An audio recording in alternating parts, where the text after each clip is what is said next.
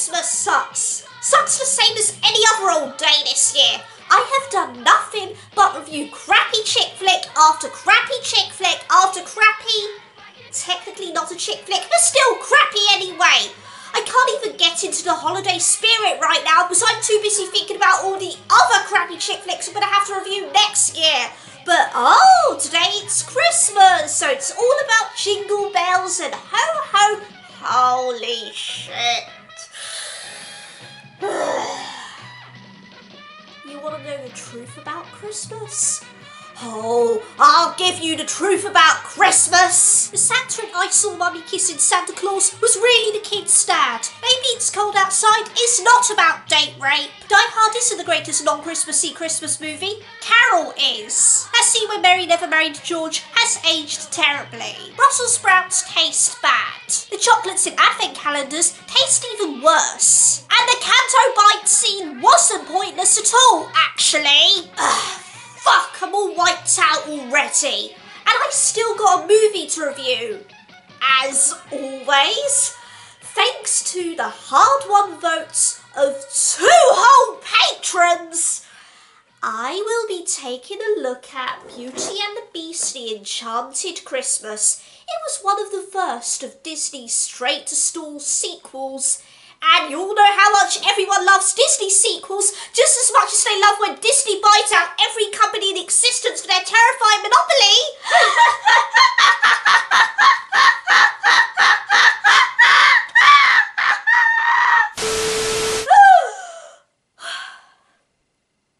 This is Poindexta, and this is Beauty and the Beast, Enchanted Christmas.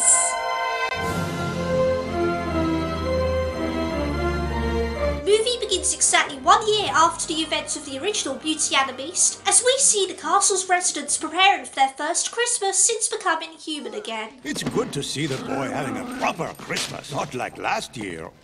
Yes, this is much more agreeable. Well, I thought last year was quite nice. I mean, we weren't this close to turning into inanimate objects for eternity unless our master got laid, but other than that, it was wonderful. I did manage to save Christmas. You?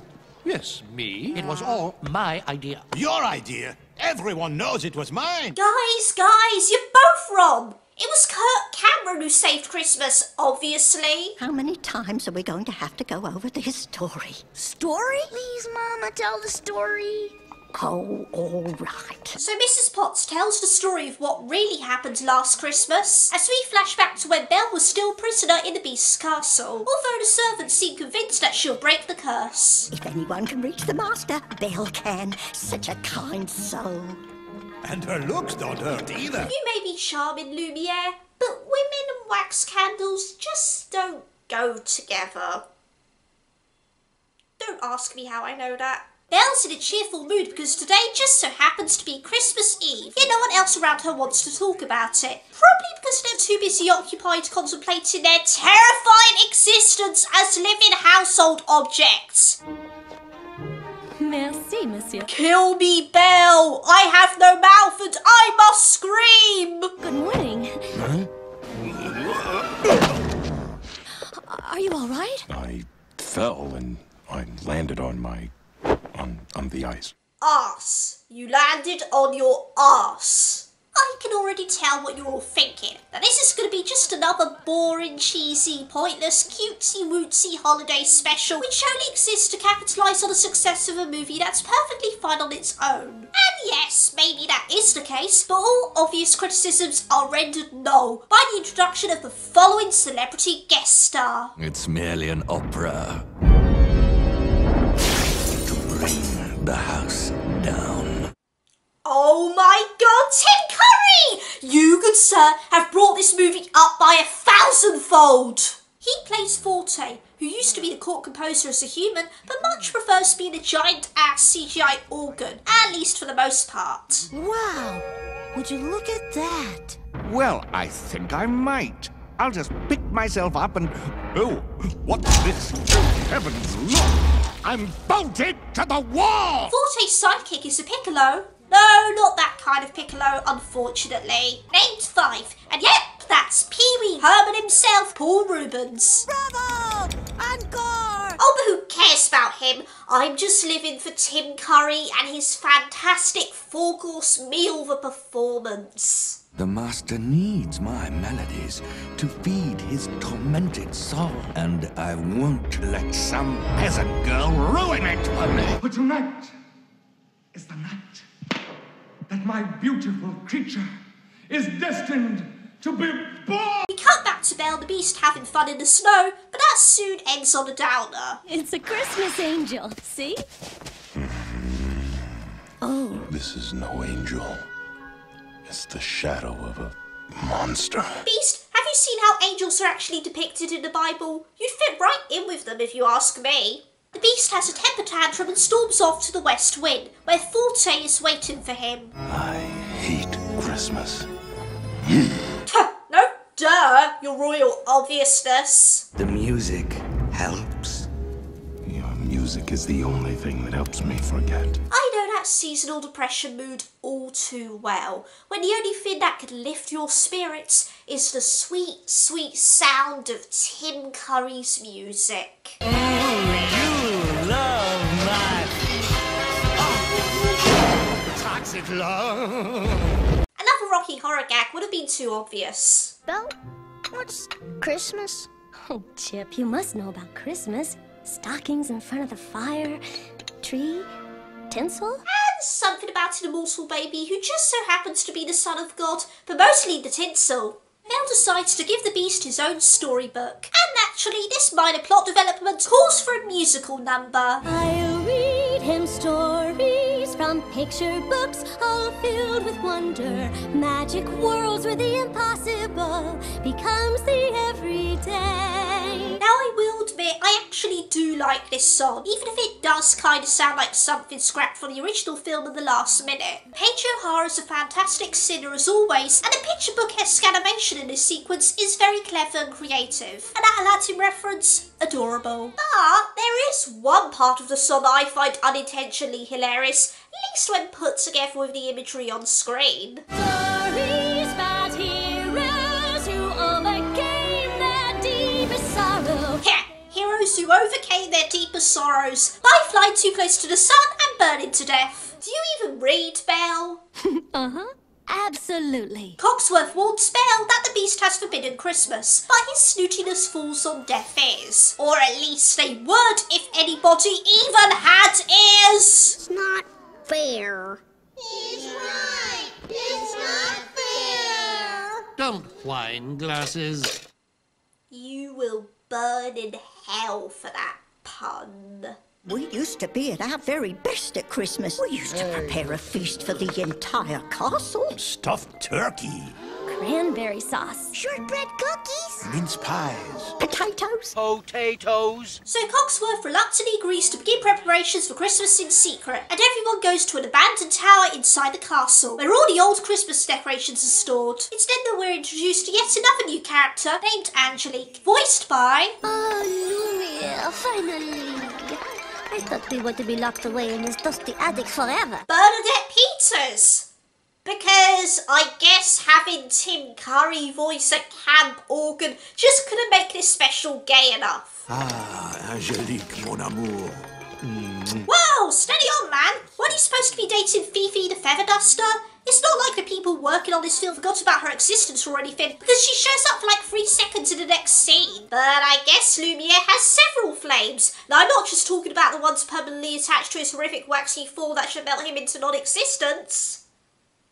What I'm trying to say is, Lumiere's a thought. Christmas takes planning and organization. No, I won't do it. Oh, come on, Angelique. You can't give up on hope.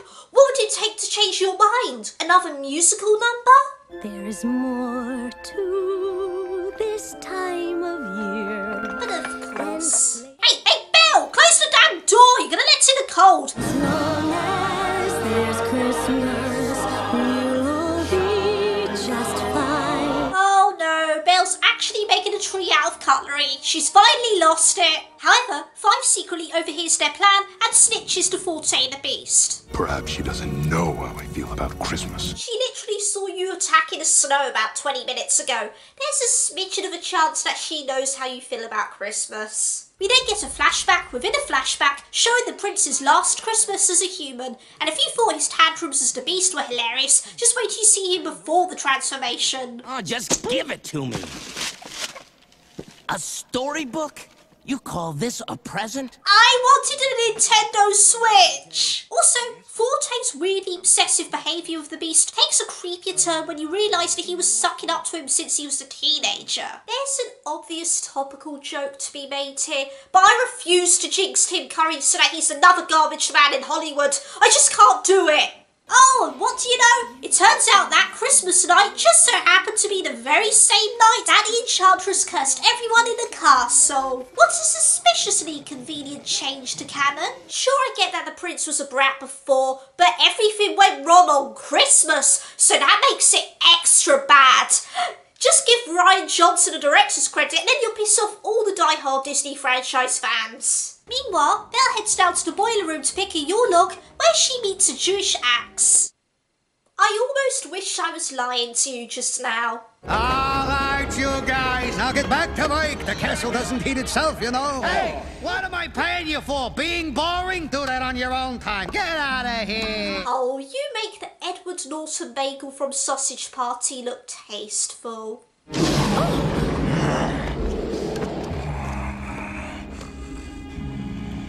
It's a Yule log. Everyone in the house touches it and makes a Christmas wish. Wishes are stupid. I'm sorry, but it's just so hard to take the mean old beast seriously. I mean, who wrote his dialogue? An 8-year-old? You have no idea what it's like to lose everything, to be trapped in your own castle, to be a Prisoner? The only one holding us prisoner here is you. Well, I'm not giving up. I'm not giving up, said Belle, as she walked off without her Yule log, thus failing the one simple task that she was supposed to accomplish. I thought he couldn't forbid Christmas. You know, Chip, he can't. We'll have Christmas with or without him. Yes, because that's the way to deal with someone who doesn't like Christmas. Shove it down their cold-hearted throat until they have no choice but to celebrate it with you. Truly, Belle is a girl ahead of her time. Belle secretly leaves the Beast his gift and heads out to look for a Christmas tree with Chip and a Jewish axe. Wait, why did she bring the Jewish axe with her? I'm all for being inclusive, but somehow I doubt that the Jewish axe is going to care about Christmas the same way as everyone else. Once again, Belle's shoving her beliefs in everyone's faces. What is this, a Disney movie or a Pureflix movie? Oh, it's for you, Master. It's from a girl. Mrs. Potts? No, from Belle. When a woman gives a man a gift, she's saying, I care about you. Lumiere convinces the Beast to get Belle a gift too, so he demands that Forte compose a song for her, much to his gloriously homoerotic disappointment. The girl is evil, I tell you. She pulls him from my grasp. She fills his head with dreams of love. Live action LeFou has nothing on you. But Forte gets his revenge by luring Belle with his music and tricking her into searching for a tree in the ever so subtly named Black Forest. It looks dangerous. Mademoiselle, you are in more danger in this very room, I assure you. If we hurry, we can be back by nightfall. It seems that the highly intelligent and self-reliant female protagonist just got japed by the most obviously evil character ever. Is everyone in this movie losing their marbles? However, it's not long before everyone else in the castle realises she's gone, and Cogsworth and Lumiere head out to find her while Mrs. Potts attempts to distract the Beast. Deck the halls with boughs of holly. Fa la la la la la la la. You know, say what you will about this special, but at least I got to hear Tim Curry sing Deck the Halls in the most bitter, sarcastic, hate-filled tone ever. The little things. It's the little things that make the holidays worth it. She's abandoned you. Listen to your old friend, won't you? Have I ever steered you wrong? Led you astray? No. But the girl... Oh, Beastie! Forget about your tiresome heteronormative lifestyle and listen to the sound of my motherfucking voice. The quickest way to break your heart, make you depressed and ill. Oh yeah, that's right! A great big Tim Curry villain song. It's so wonderfully hammy that I don't care that the lyrics aren't exactly tip-top. Love of any kind is bad. A dog, a child, a cat. If you're turned on, then just turn off. Then again, you can't go wrong with some hot and spicy curry. Don't talk for hours, don't send flowers, don't write poems, don't sing songs and dance beneath the stars that shine above. Don't fall in love. I love you. Oh, and Lumiere rides Cogsworth like a snowboard. That certainly happens. Clockboarding! No, snow clacking! Whatever! Kids' movies pandering to modern pop culture was a mistake. It's the best tree ever! Chip, you're right. Merry Christmas and a Happy Hanukkah! Oh, Disney, you don't actually care about Hanukkah. But then Five startles Belle's horse and causes the ice to crack around them.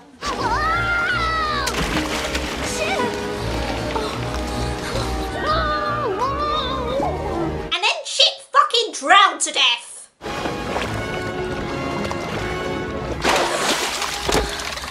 Wow, Belle is a freaking badass.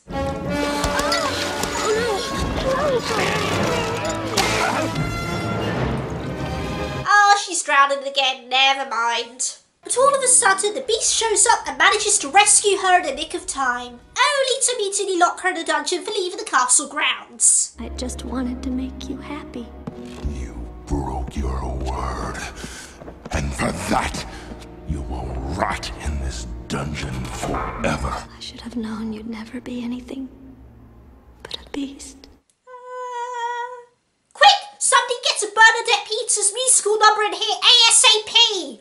When I felt lost and lonely, not a dream in my head. Ah, much better. Way less depressing and Stockholmy. Then again, it's still pretty ironic how this song is all about Christmas being a time for peace and love and how hope is the greatest gift, when Belle's kinda, sorta, stuck in a dungeon for the rest of her life. As long as there's Christmas, I truly believe. As long as there's Christmas, I won't have to think about dying of starvation in less than a week. The Beast is almost tempted by Fontaine to destroy the rose so that they can be inhuman abominations forever. But upon discovering Belle's present, he has a change of heart. Once upon a time, there was an enchanted castle. Its master seemed as cold as winter, but the greatest gift that anyone received was the gift of hope. Jeez Louise, this special band's on about hope more often than Rogue One. I'm half expecting a CGI Howard Ashman cameo to show up at the end. It's not too soon, and you know it. I don't need a tree to celebrate Christmas.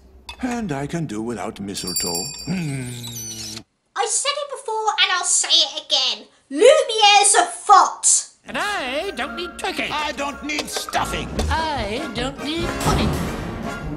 To each his own, my friend. You know how to get me stressed. What the fuck is this? Oh god, I hate it already. That's it, I'm skipping this song. Belle. Can you forgive me? Of course. Merry Christmas. Let's give Belle the Christmas she's always wanted. Oh, I do love a happy ending. That was Beauty and the Beast, the Enchanted Christmas, and I have to admit, for all its flaws, it was a nice, simple story that didn't outstay its welcome. So, Beast gets girl, and it's a happy ending for everyone. I think not. Oh shit, the gay Tim Curry organ of depression.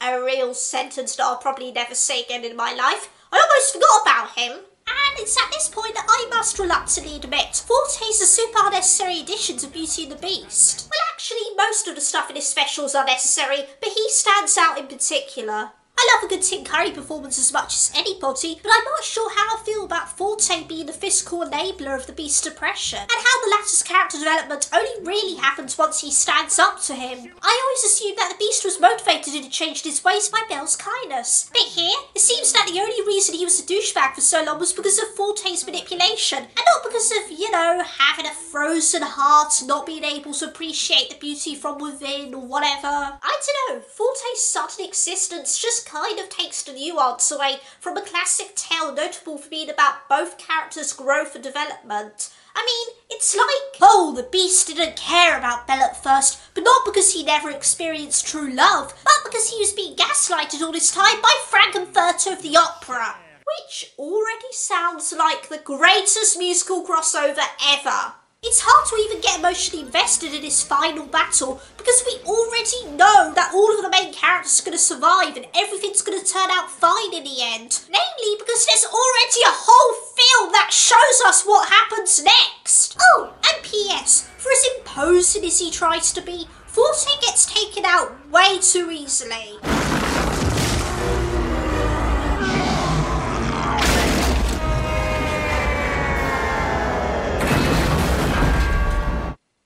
So, all you had to do was pick him up and throw him on the ground. In hindsight, this wasn't exactly a fair fight. Oh, whatever. Everybody has a very happy Christmas, both in the past and present day. And Belle and the Prince give Chip his present. Look, Mama, a storybook. Will you read it to me? I already read you a story from my own heart, you little shit. Look, kiddies, it's Beauty and the Beast. You like Beauty and the Beast? Buy all our Beauty and the Beast products at the Disney store today!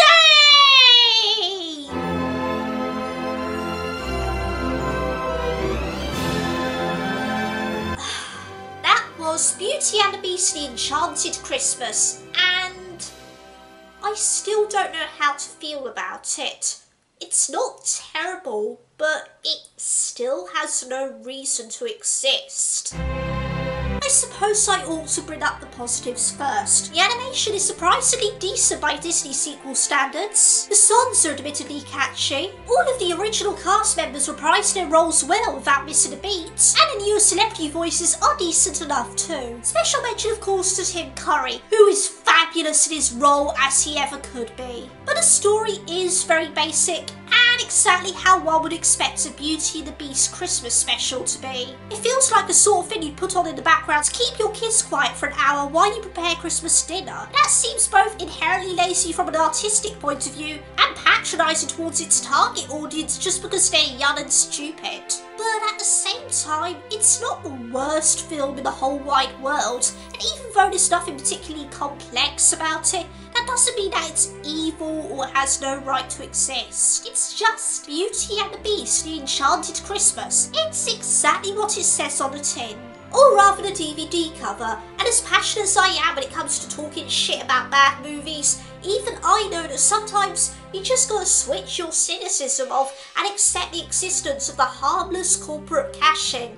And isn't that what Christmas is about nowadays? Blindly accepting your capitalist overlords and buying people products under the guise of goodwill to all men.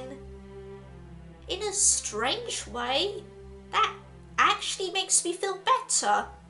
I mean, it's Christmas. It's about having fun, right? So, without further ado, this is Poindexta, and oh, hold on, I just remembered something. Oh my god, Santa came for me!